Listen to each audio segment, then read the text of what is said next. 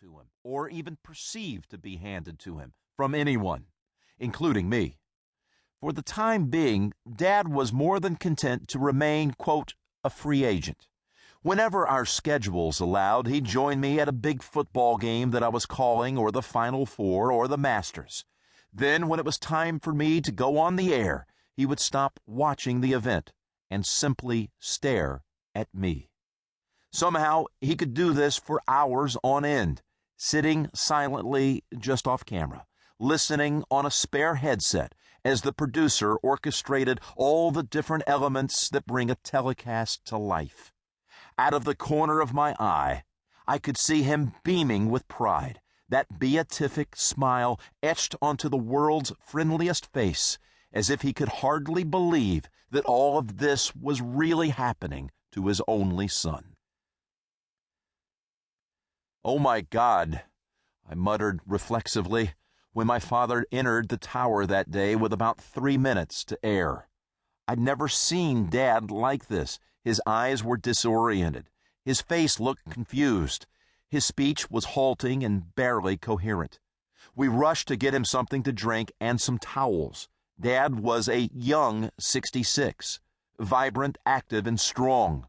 But on this sweltering afternoon, the heat and humidity, and his haste to make it back to the tower in time for the start of the broadcast, had left him seemingly overcome by exhaustion and dehydration. Instead of taking a few sips of water, as he might usually do, I watched him gulp down 2 full bottles. "Listen, Dad, why don't you go over to our CBS hospitality suite in the clubhouse? Cool off, catch your breath, and then come back here," I told him. "We've got all weekend together, so you take your time. There's no rush."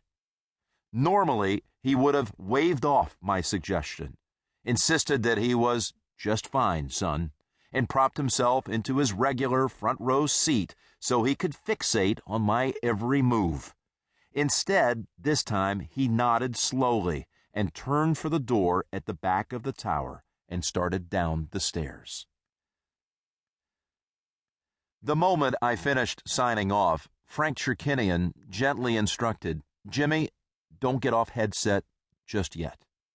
Frank's booming bark was now modulated to a solicitous whisper as he asked me, "Are you sitting down?"